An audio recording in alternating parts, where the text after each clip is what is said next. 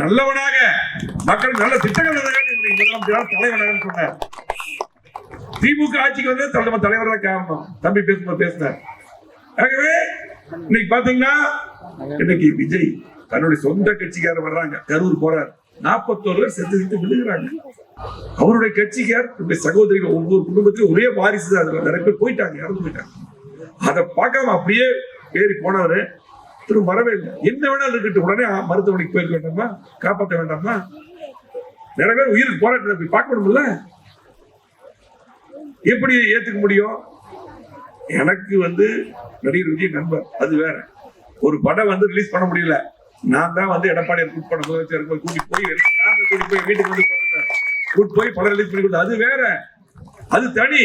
ஆனால் மக்களுக்கு இன்னைக்கு தலைவன் சொல்லிட்டு வரும்பொழுது மக்கள் உயிரினை காப்பாற்றணும். சொந்த கட்சிக்காரர் இன்னைக்கு பார்க்கணும், எப்படி சரியா இருக்கும்? அதுவே சிந்தித்து பாருங்க.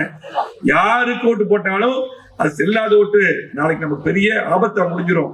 திமுக அவர்கள் மட்டும் இன்னும் 2 வருஷம் உயிரோடு இருந்தாங்கன்னா இலங்கையில தனியில் அமைஞ்சிருக்கோம். யாரு நிறைய பேர் பல கட்சிக்கு போற திமுக போன வேலை திரும்பி வர்றாங்க. இங்க இருக்கிற மரியாதை எங்கேயுமே இருக்காது. பாக்குறதுக்கு அப்படியே சோக்க ஒரே நாள் மாப்பிள்ளையாக்கி அனுப்பிடுவாங்க. இன்னைக்கு நிறைய பேர் புதுசாக ஆரம்பிச்ச விஜய் கட்சிக்கு போட திரும்ப வர்றதுக்கு ரெடியா இருக்காங்க. பேர் சொல்ல வரல, மரியாதையை திரும்ப கொடுத்து அதே பதவி கொடுத்து வந்துடுறேன்னு பேசுறாங்க. அப்படிதான் சூழ்நிலை. ஆகவே இந்த